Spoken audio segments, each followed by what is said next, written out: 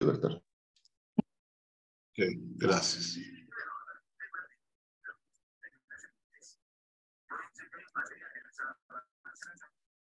Muy bien. Eh, Vamos a hablar de un tema importantísimo que complementa al del expediente clínico, que es el consentimiento informado. Y el consentimiento informado lo vamos a aplicar en medicina y obviamente como parte del personal de salud. Y lo primero que tenemos que definir es qué es el consentimiento informado. Entonces tenemos que tener un concepto claro y se puede conceptualizar como un derecho exigible, un respeto a un principio de autonomía al paciente, que es el principio, perdón, un principio bioético al paciente, que es el respeto al principio de autonomía del paciente. Es el principio de tomar decisiones por parte del paciente, del enfermo, del usuario externo. Y si él no puede y no es competente, será su familia o personas que sean legalmente apoderados para poder decidir por el paciente. Entonces, ¿qué es el consentimiento informado? ¿Qué es el consentimiento que da una persona competente, tanto cognitiva y volitivamente, para autorizar o no un procedimiento? Primero, que la persona ha recibido la información necesaria, ha entendido esa información de manera adecuada y después de analizar la información, llega a una decisión sin haber sido sometida a ningún tipo de coerción, de influencia, persuasión o intimidación. Yo debo explicar el procedimiento, debo hacer un feedback y preguntarle que me explique al paciente o a la familia lo que yo les he explicado y me han entendido. Y después dejarlos decidir. Pueden decidir en familia, pueden tener una segunda opinión. Estamos hablando de procedimientos programados. Entonces, ¿qué elementos tiene el consentimiento informado? Información suficiente, clara, entendible sobre el procedimiento que se va a realizar, ¿sí? Sobre los beneficios, sobre los riesgos que puede tener, sobre las complicaciones que pudiera haber, para después retroalimentar lo explicado o lo entendido. Es un proceso libre sin coacción, ¿no? Y debe ser voluntariamente aceptado o negado. Entonces, si hablamos que el paciente es capaz de aceptar o de rehusar un tratamiento médico, un procedimiento, luego de comprender la información, cuando hablamos de capacidad estamos hablando de un aspecto cognitivo, o sea, de que su capacidad de entendimiento no esté alterado y su capacidad de decisión tampoco, que se llama capacidad volitiva. Entonces, doy la información claramente suministrada, me cercioro que me ha entendido la información y lo dejo decidir. Entonces, vamos a ver un video sobre el consentimiento informado. Usualmente, en el ámbito de la salud, es común escuchar hablar de consentimiento informado. Pero, ¿qué es consentimiento informado? ¿Cuáles son sus características? ¿Cómo se clasifica? ¿Qué debe contener un consentimiento informado? Estos y otros asuntos te los explicaré en este video.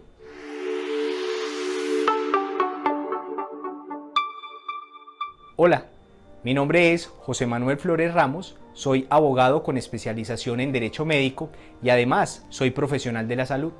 Brindo mis servicios a todo Colombia con el equipo de Tu Jurista en Salud. En este video te hablaré acerca del consentimiento informado. Comencemos por decir ¿qué no es consentimiento informado? Consentimiento informado no es una firma en un papel. Consentimiento informado no es un formato estandarizado. Consentimiento informado no es un trámite en cabeza del personal administrativo. El consentimiento informado encierra un conjunto de acciones que, por un lado, contienen un deber profesional y por otro, un derecho fundamental de las personas. En este caso, los pacientes. Este derecho fundamental es el libre desarrollo de la personalidad, cuyo núcleo esencial es la autonomía. En últimas, como cualquier otro derecho fundamental, lo que se busca es la satisfacción de la dignidad humana. En el contexto médico-sanitario, este acto alberga, por un lado, las acciones del profesional de la salud para dotar de información al paciente y a su familia. Toda la información que estos necesiten, en particular el paciente, para la toma de decisiones de su condición en salud y su cuerpo. A la vez, este acto contiene las respuestas y decisiones sobre las intervenciones que, con base a la información recibida, el paciente adopte. La resolución 3100 del 25 de noviembre de 2019, es decir, la habilitación en salud, describe el consentimiento informado como la aceptación libre, voluntaria y consciente de un paciente o usuario, manifestada en el pleno uso de sus facultades después de recibir la información adecuada, para que tenga lugar ese acto asistencial. Para efectos, en el estándar de historia clínica, el consentimiento informado es el documento que se produce luego de la aceptación de las condiciones anteriormente descritas. En caso que el paciente no cuente con las facultades plenas, la aceptación del acto médico la hará el familiar, allegado o representante que sea responsable del paciente. Dentro de las características del consentimiento informado encontramos las siguientes. El consentimiento informado debe ser previo al acto asistencial, es decir, antes de esa intervención o antes de ese procedimiento. El consentimiento informado debe ser libre, es decir, no coaccionado. Esa palabra coacción significa utilizar la fuerza para que alguien te diga que sí.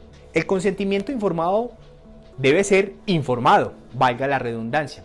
¿Por qué? Porque esa información tiene que ser suficiente y oportuna. Y esa información debe ser entendida por la persona que recibiría, en este caso, la atención. Otra característica es que el consentimiento informado debe ser cualificado. Es decir, según el acto asistencial, procedimiento o intervención, se brinda información sobre este y debe haber un cumplimiento de determinadas formalidades. Algunos teóricos sobre el tema realizan una clasificación de este acto, consentimiento informado, y esta puede ser según las formalidades en verbal o escrito, o según el mecanismo o momento de manifestación de la voluntad, en actual y previo. Existe también el consentimiento sustituto, que es la manifestación de la voluntad de un tercero por el paciente, cuando éste es, por ejemplo, incapaz.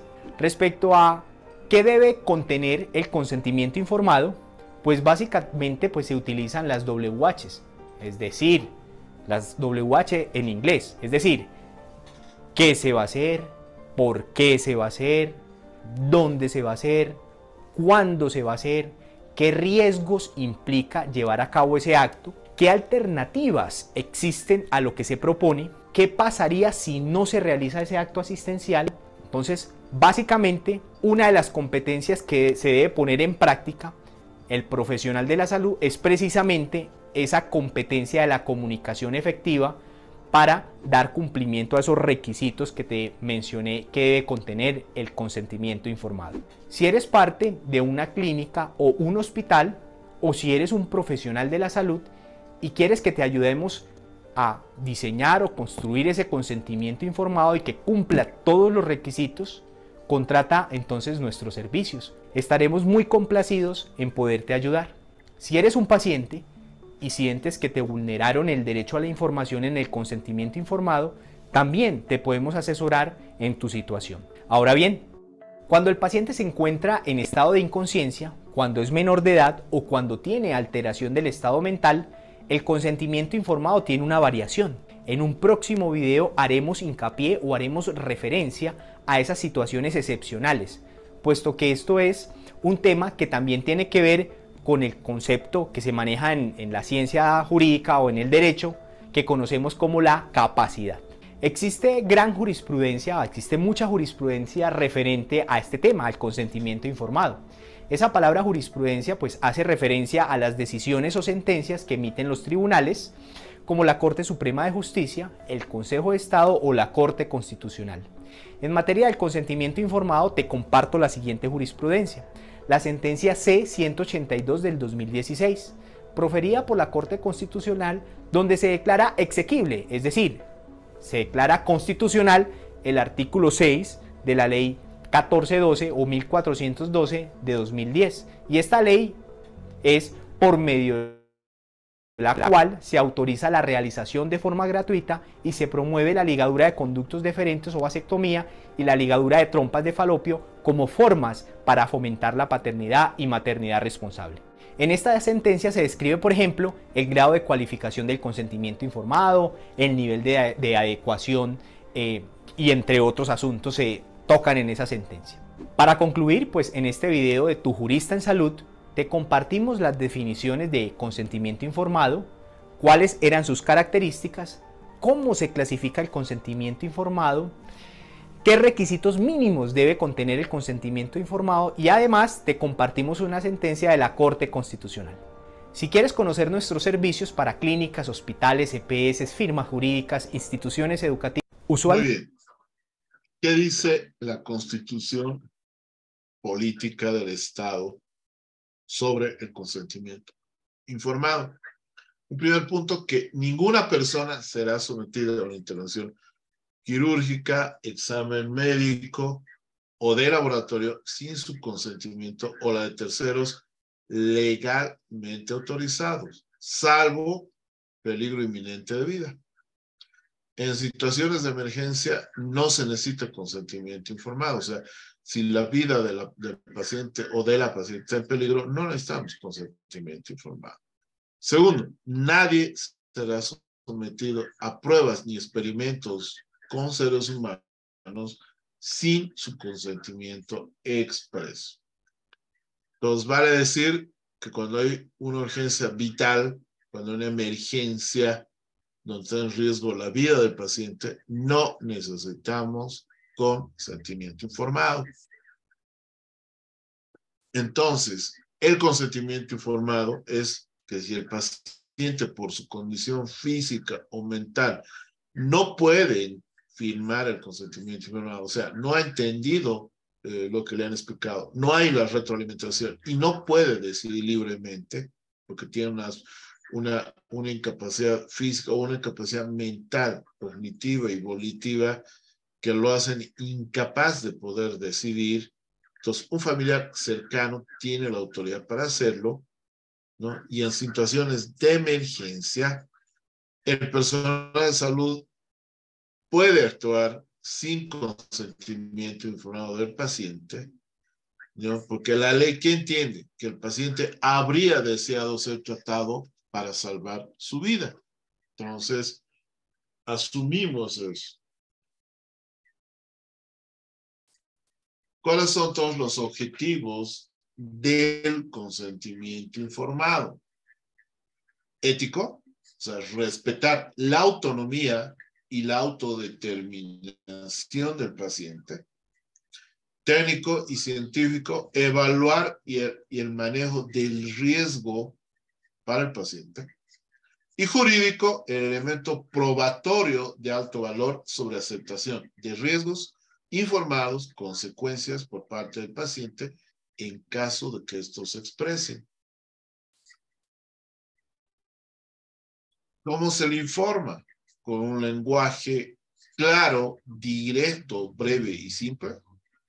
No debemos usar ni contener abreviaturas, ni términos rebuscados, ni científicos, acorde al nivel de instrucción del paciente, explicar convenientemente al paciente y a la familia de todo lo que se indica.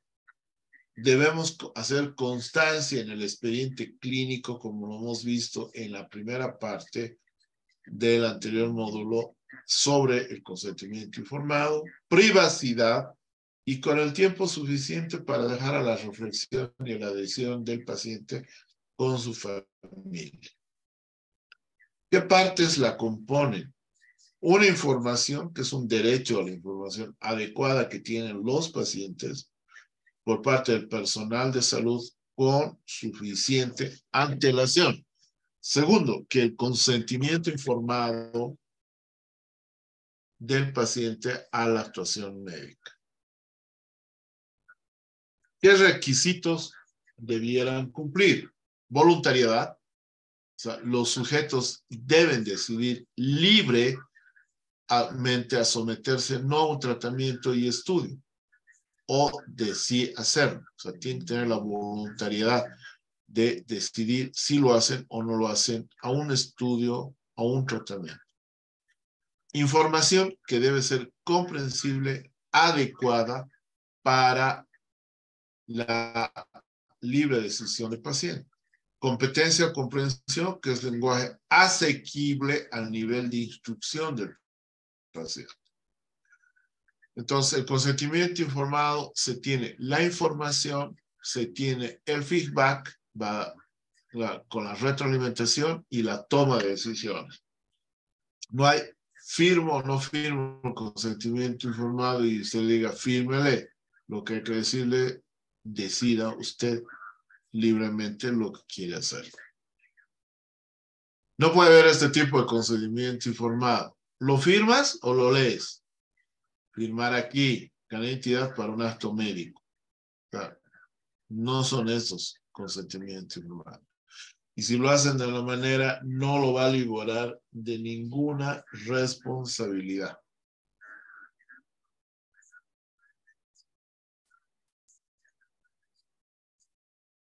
Entonces, el consentimiento informado habla, primer punto, de la voluntariedad. O sea, tener el discernimiento, o sea, consiste en la madurez intelectual necesaria para comprender, para valorar el acto, beneficios, consecuencias, complicaciones. ¿Ya? Para distinguir lo conveniente de lo que no lo es. Y bueno, dice que la ley presume que se adquiere a los 14 años. En nuestro medio es a los 18 años el consentimiento informado.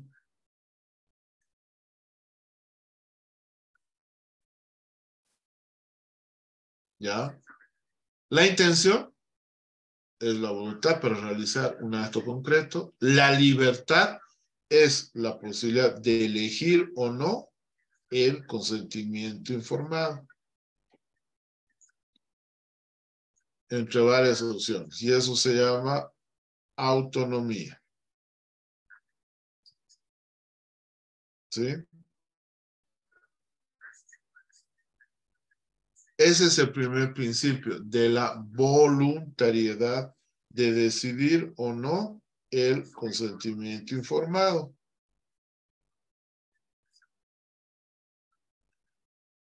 Segundo punto.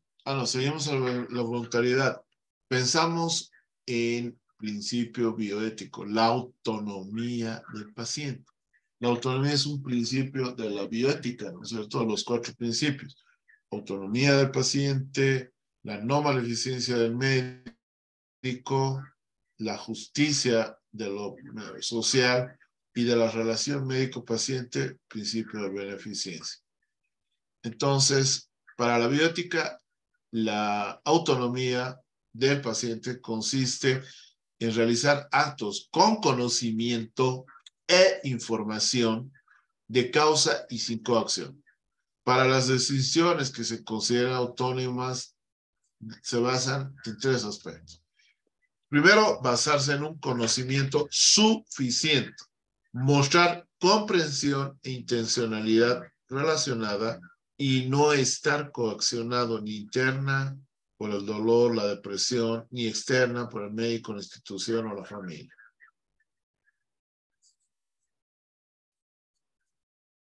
Entonces tenemos persuasión o coacción, no puede haberla. Sí debe preguntar todas las dudas que tenga. No puede haber engaños, como ese proctólogo que dice, pueda que sienta un poquito de incomodidad, ¿no? Y debe haber con ayuda para ver si puede o no, para hacer un buen consentimiento informado. Todo lo que les decía de los principios bioéticos, autonomía del paciente, no maleficencia del médico, la relación médico-paciente, principio de beneficencia, la relación de autonomía del paciente y no maleficencia con la sociedad, justicia. Entonces debemos tener la información suficiente. La información debe ser clara, comprensible, general, gradual, concreta, relevante, veraz, repetida y personalizada. Requiere tiempo y lugar adecuados. Requiere un clima de confianza. Muy bien, ese es el primer punto, la voluntariedad. El segundo punto que vamos a tomar en cuenta es la información. ¿A quién debemos informar? Se supone que el titular de la información es el paciente, es el usuario externo. También puede dirigirse la información a personas vinculadas con el paciente, familiares, pero no, los familiares, o sea, no son, salvo que no tengan capacidad de consentir, los que van a dar la autorización.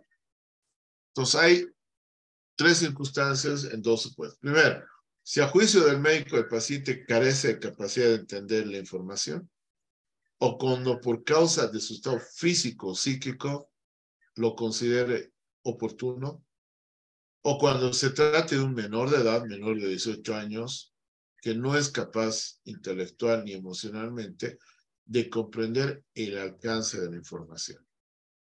Si el paciente está incapacitado para la información, deberá ser informado del modo más adecuado a sus posibilidades de comprensión y se deberá también informar a su representante legal para poder consentir.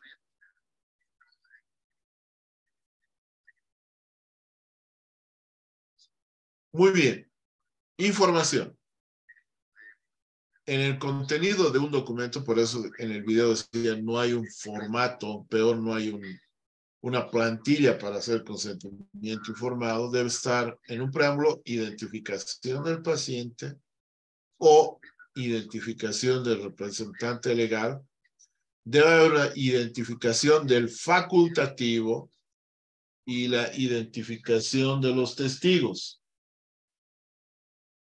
Hay una parte expositiva donde está el diagnóstico, posibles opciones terapéuticas, motivo de la elección de este procedimiento, riesgos típicos más frecuentes, expectativas concretas del paciente. Y una fórmula final donde hay un consentimiento propiamente dicho, identificación cronológica, firmas del paciente, del médico y los testigos. Eso es básicamente lo que debe contener en la información de un consentimiento informado. ¿Cómo se le debe informar? Con un lenguaje directo, breve, simple. No debe contener palabras ni abreviadas ni términos científicos. Tiene que estar acorde al nivel de instrucción del paciente. No debería superar el nivel de entendimiento para alumnos de educación primaria. No es suficiente con entregar la información escrita. El médico debe explicar convenientemente al paciente y a los familiares todo lo que se indica. Se debe dejar constancia en el expediente clínico.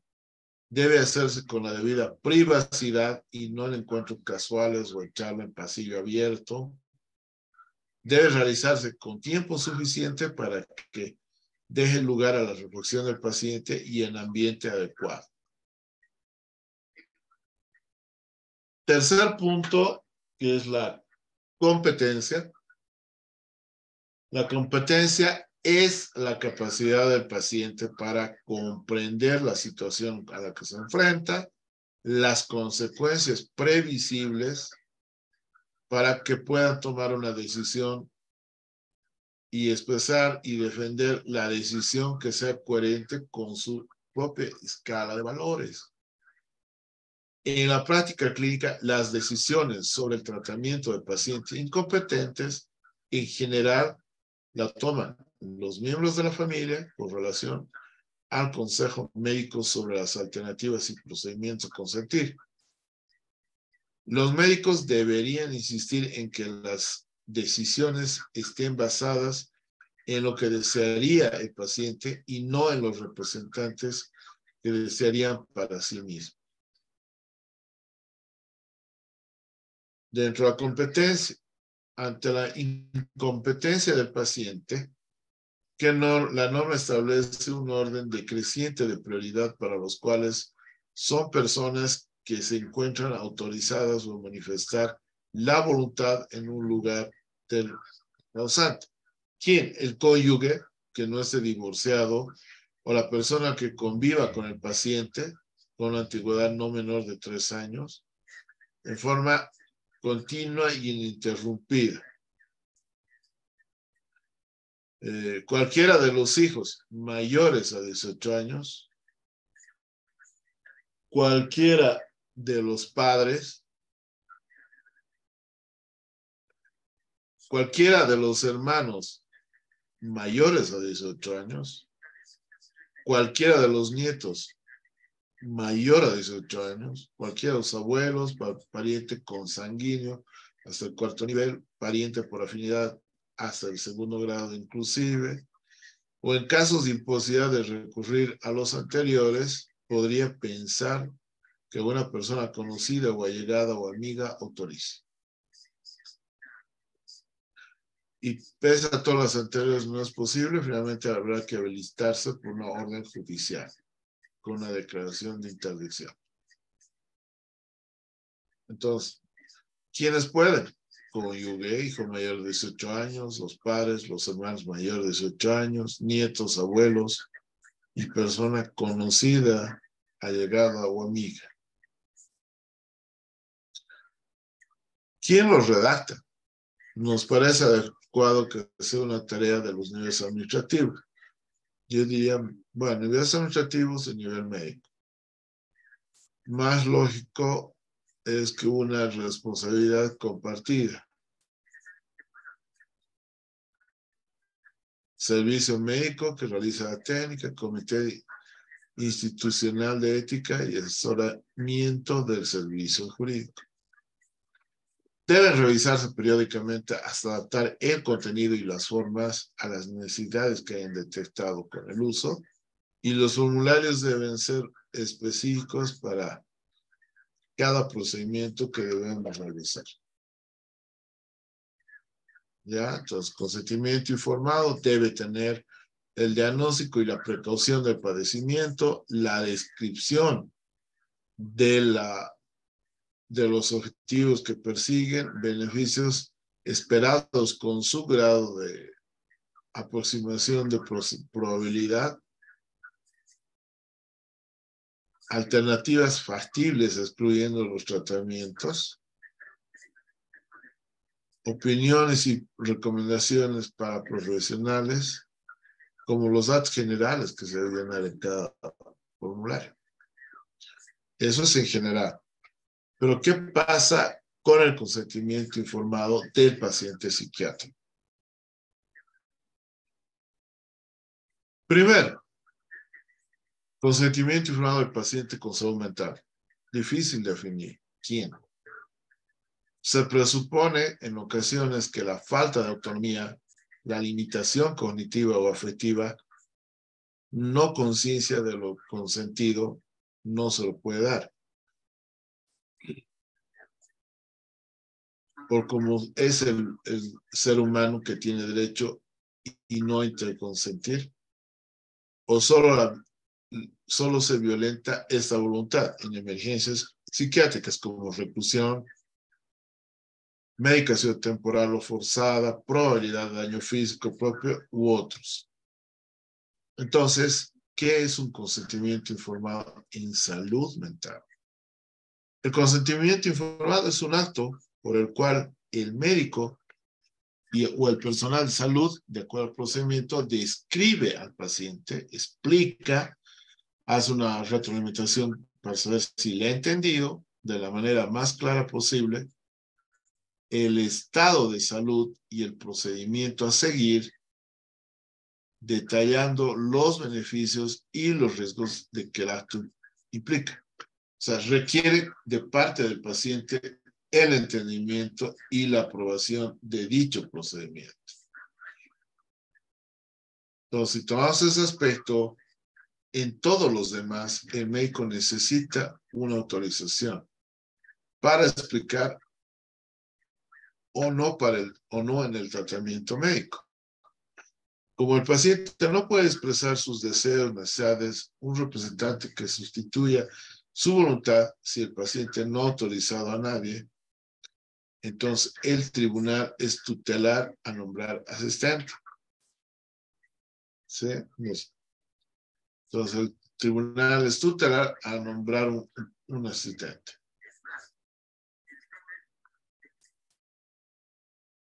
¿Ya? Entonces, perdón. En el capítulo 2 de la incapacidad del Código Civil, el artículo 3 dice capacidad jurídica y limitaciones. Indica que toda persona tiene capacidad jurídica, sobre todo mayor de 18 años. Esta capacidad experimenta limitaciones parciales solo en casos especialmente determinados por la ley. El artículo 4, que habla de la mayoría de edad y capacidad de obrar, la mayoría de edad se adquiere a los 18 años cumplidos en Bolivia.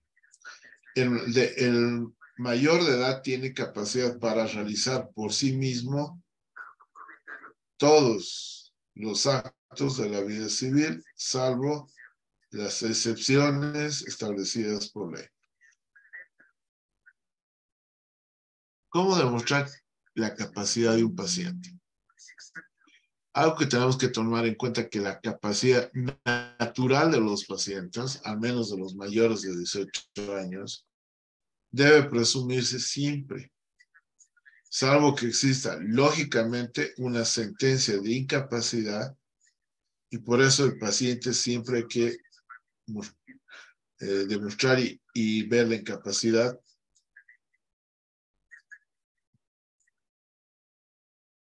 Entonces hay dos puntos.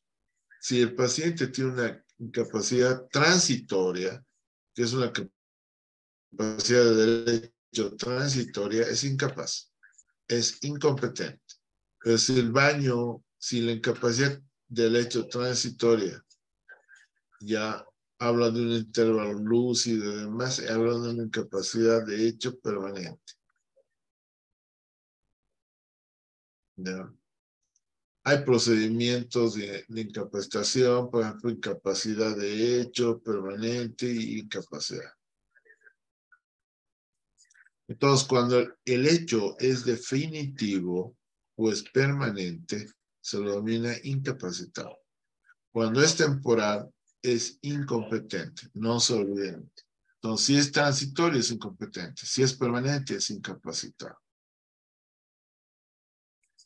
¿Quién declaró qué es la interdicción?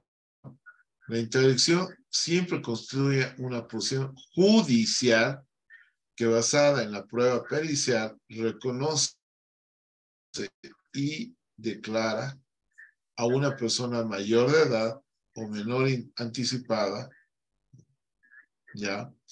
En la declaración judicial, el juez debe precautelar el cuidado del interdicto y la administración de los bienes, designándolo a un tutor. O sea, el juez es el único que declara interdicción y da la incapacidad o la capacidad de esa persona a un familiar.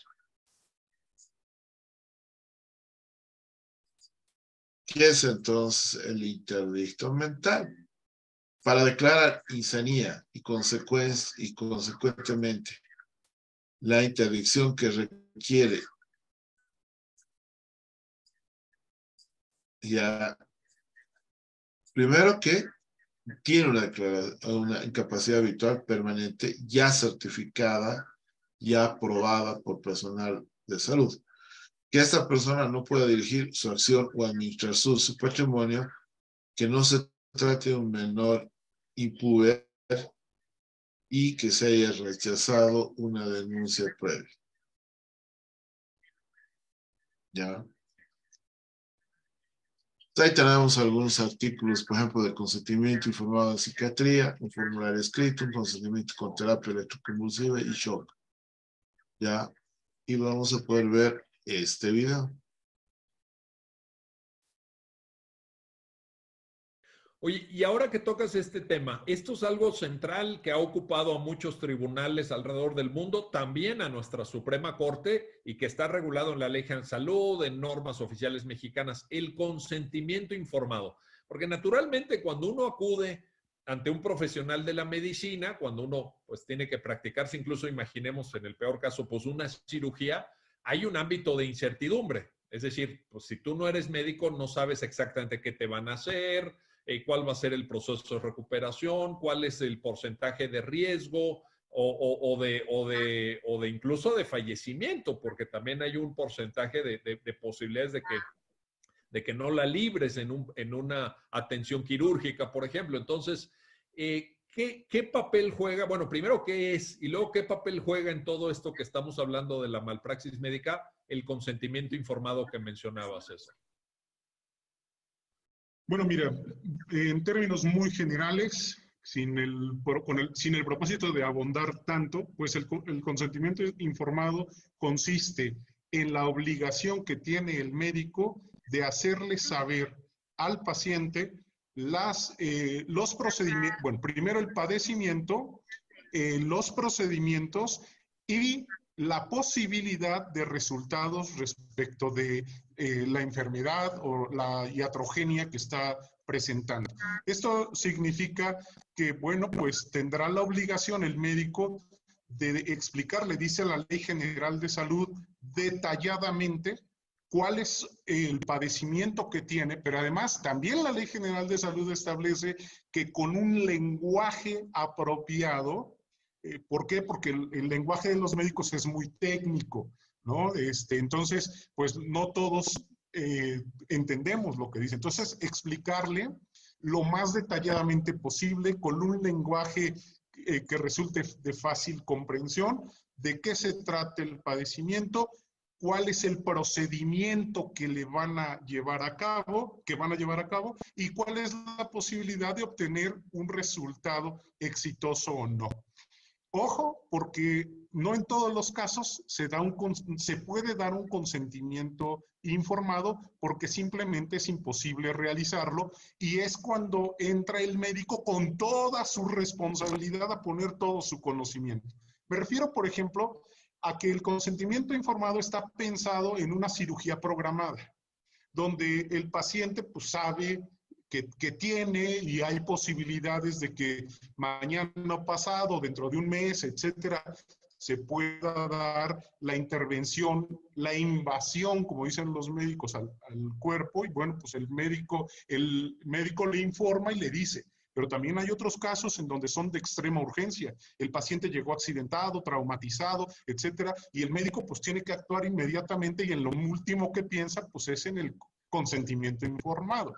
Entonces, en esos aspectos entra ese bagaje de conocimientos y de normatividad que el médico debe de conocer como profesional que es para poder combinar tanto su conocimiento profesional y científico como el cumplimiento de las normas para que no se salga de ellas.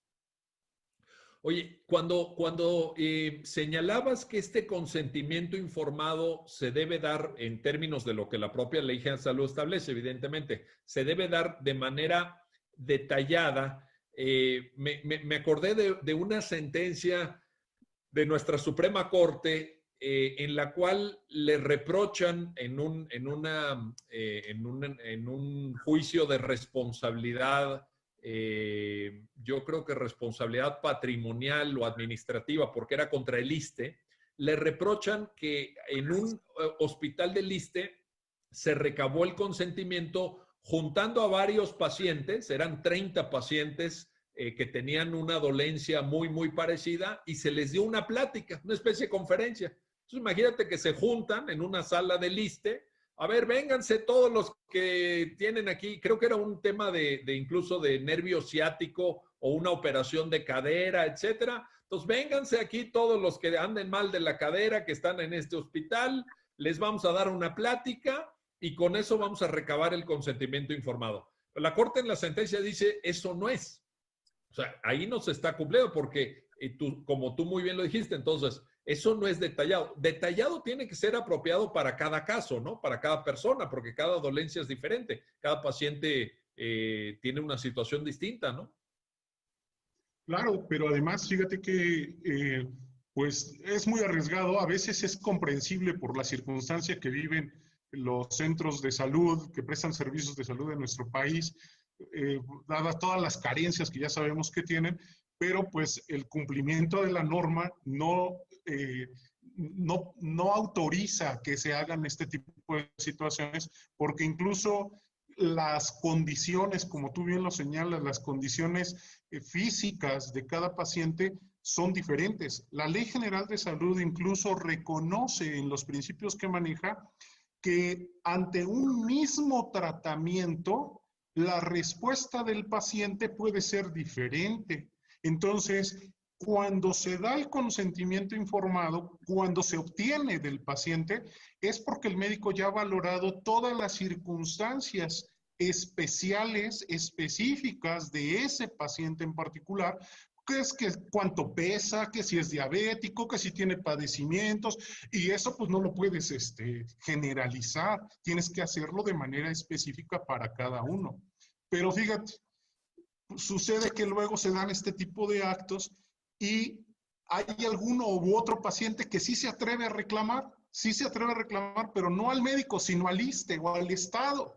¿Por qué? Pues porque al Estado no le dio la atención que la propia ley señala y muchas veces el Estado se ve obligado a indemnizar a estos pacientes con cantidades millonarias y creo yo que al Estado le saldría más barato cumplir con la ley que no cumplirla por todas estas circunstancias que se dan. Pero bueno. Sin duda, bueno, le saldría más barato económicamente, incluso, digamos, casi éticamente, ¿no? Porque pues la vida y la salud son algo muy, muy valioso. Ahora, nada más para cerrar este mismo punto y con esto pasamos a otro tema, pero a ver, se recaba el consentimiento, pensemos en un caso, se recaba el consentimiento informado con todas las especificidades, con todos los requisitos que fija la normatividad aplicable, el paciente entiende lo que le van a hacer, asume el riesgo que existe en todo procedimiento médico, etcétera, pero eso no quiere necesariamente significar, y esa sería la pregunta, César, eso no implica que ya el médico no sea sujeto de responsabilidad por malpraxis, ¿no? O sea, el consentimiento informado es un elemento que debe darse, pero no excluyente de la malpraxis. Claro, es la información del paciente sobre el padecimiento y el tratamiento que le van a llevar a cabo los médicos. Pero cuando ese procedimiento se desarrolla, cuando ese tratamiento se desarrolla, ahí puede venir el error, ahí puede venir la malpraxis, la negligencia, incluso, fíjate Miguel, lo que hemos visto en algunos casos, en donde ha habido error de diagnóstico, que ya la Corte nos ha dicho en una jurisprudencia cómo se especifica el error de diagnóstico, y hay consentimiento informado. Entonces, este ejemplo nos permite saber que el hecho de que haya un consentimiento informado no quiere decir que se excluya del error de diagnóstico. Es decir, con un diagnóstico erróneo le están informando, les están obteniendo un consentimiento informado del paciente. Son cuestiones que sí pueden permitir tener la responsabilidad del médico aun cuando exista consentimiento informado. Oye, y ahora que tocas este tema, esto es algo central que ha ocupado a muchos tribunales alrededor del mundo, también a nuestra Suprema Corte, y que está regulado en la Ley General de Salud, en normas oficiales mexicanas, el consentimiento informado. Porque naturalmente cuando uno acude ante un profesional de la medicina, cuando uno pues tiene que practicarse, incluso imaginemos en el peor caso, pues una cirugía, hay un ámbito de incertidumbre. Es decir, pues si tú no eres médico, no sabes exactamente qué te van a hacer, cuál va a ser el proceso de recuperación, cuál es el porcentaje de riesgo o de incluso de fallecimiento, porque también hay un porcentaje de posibilidades de que no la libres en una atención quirúrgica, por ejemplo. Entonces, ¿qué papel juega? Bueno, primero, ¿qué es? Y luego, ¿qué papel juega en todo esto que estamos hablando de la malpraxis médica? El consentimiento informado que mencionabas, eso.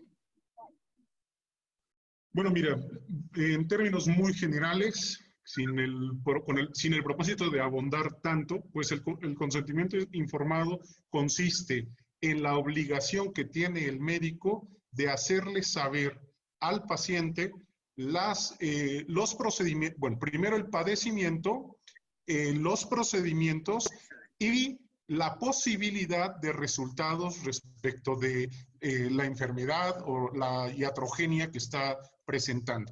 Esto significa que, bueno, pues tendrá la obligación el médico de explicarle, dice la Ley General de Salud, detalladamente cuál es el padecimiento que tiene, pero además también la Ley General de Salud establece que con un lenguaje apropiado. ¿Por qué? Porque el lenguaje de los médicos es muy técnico, ¿no? Entonces, pues no todos entendemos lo que dice. Entonces, explicarle lo más detalladamente posible con un lenguaje que resulte de fácil comprensión, de qué se trata el padecimiento, cuál es el procedimiento que le van a llevar a cabo, y cuál es la posibilidad de obtener un resultado exitoso o no. Ojo, porque no en todos los casos se puede dar un consentimiento informado porque simplemente es imposible realizarlo y es cuando entra el médico con toda su responsabilidad a poner todo su conocimiento. Me refiero, por ejemplo, a que el consentimiento informado está pensado en una cirugía programada, donde el paciente pues sabe que tiene y hay posibilidades de que mañana pasado, dentro de un mes, etcétera, se pueda dar la intervención, la invasión, como dicen los médicos, al cuerpo. Y bueno, pues el médico le informa y le dice. Pero también hay otros casos en donde son de extrema urgencia. El paciente llegó accidentado, traumatizado, etcétera, y el médico pues tiene que actuar inmediatamente y en lo último que piensa pues es en el consentimiento informado. Entonces, en esos aspectos entra ese bagaje de conocimientos y de normatividad que el médico debe de conocer como profesional que es para poder combinar tanto su conocimiento profesional y científico como el cumplimiento de las normas para que no se salga de ellas.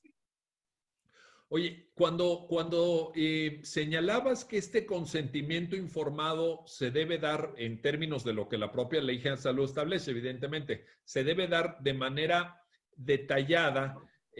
Me acordé de una sentencia de nuestra Suprema Corte en la cual le reprochan en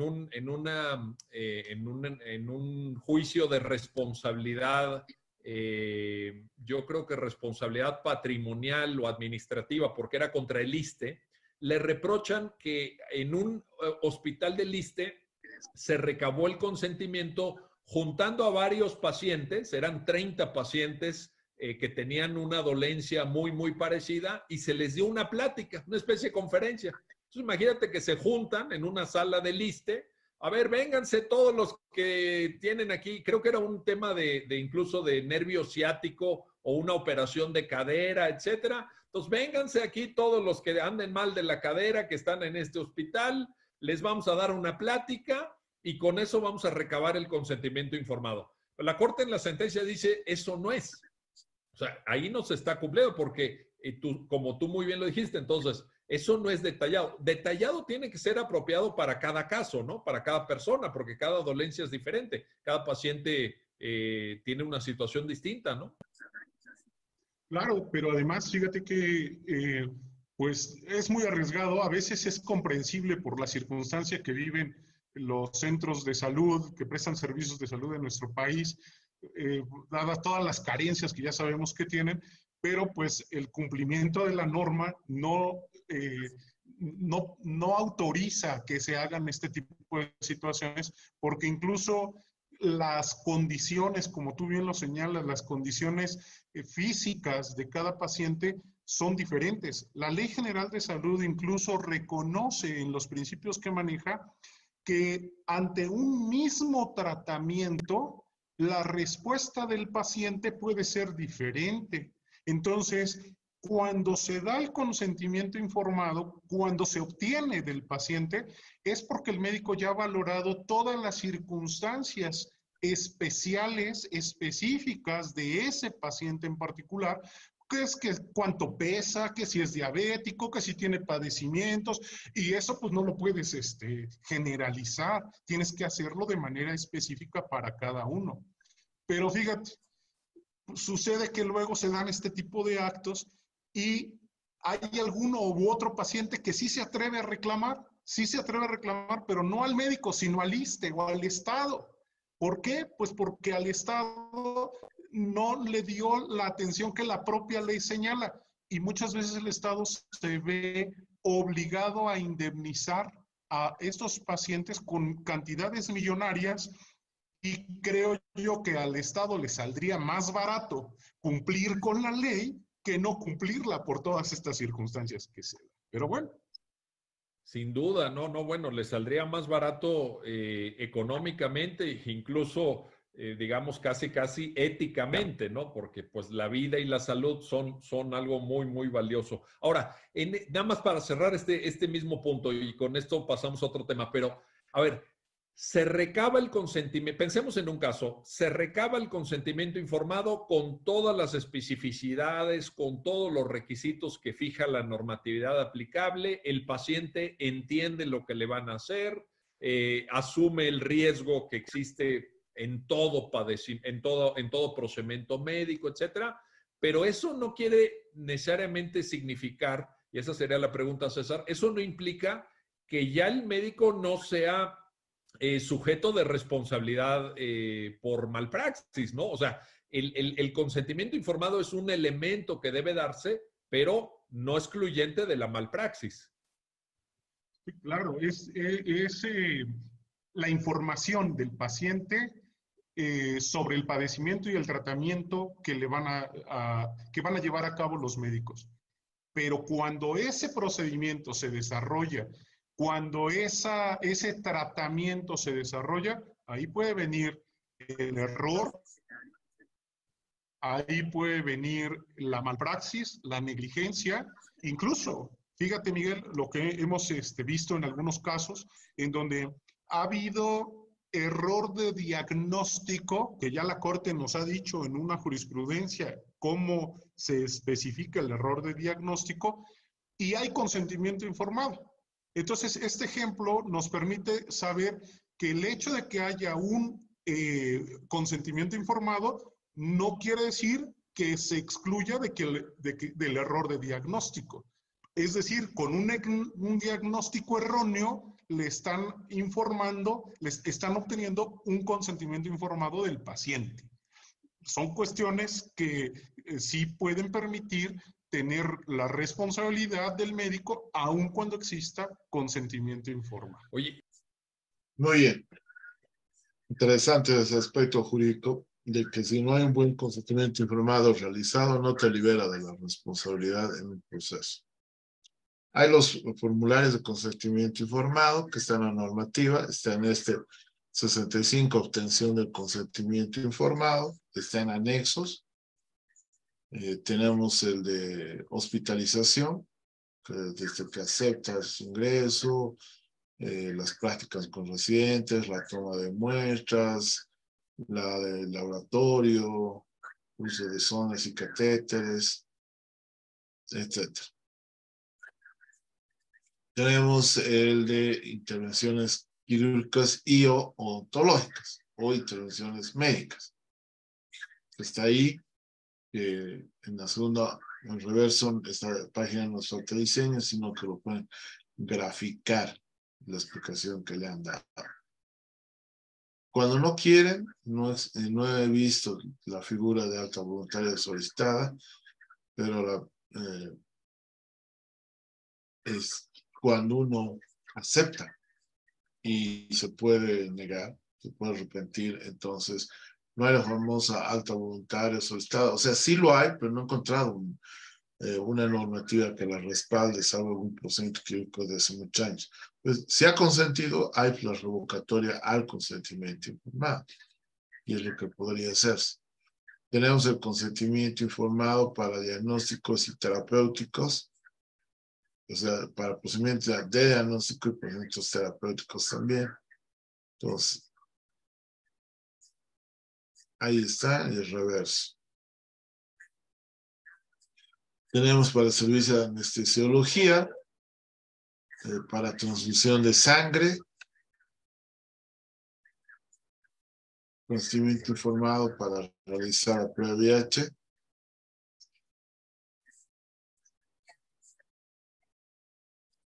Tenemos el certificado, por ejemplo, en casos de violencia, en la ley 348, que tenemos que autorizar o no las víctimas para la realización de los exámenes, muestras y evidencias. Ahí está el consentimiento informado. Entonces, algunas recomendaciones. Se debe hacer un consentimiento informado en consulta prequirúrgica. Lo debe realizar el médico tratante. Se debe incluir riesgos inherentes y previsibles. Firma del médico tratante y el paciente. Retrotraducción y retroalimentación. De alguna manera, el consentimiento informado en el aspecto contractual es el formal. Hay un implícito donde se inicia directamente con el tratamiento con la consulta externa, donde el paciente asume inconscientemente que requiere un tratamiento de emergencia, donde se basa de un supuesto que aceptaría. Un aspecto formal es que el consentimiento formado es un contrato escrito de la actividad, porque yo le he dado mis servicios, mi cartera de servicios, él ha brindado sus demandas y hemos concursado que cada uno puede cumplir con el mismo. Es un contrato formal. Muy bien. No sé si hay alguna pregunta o alguna duda.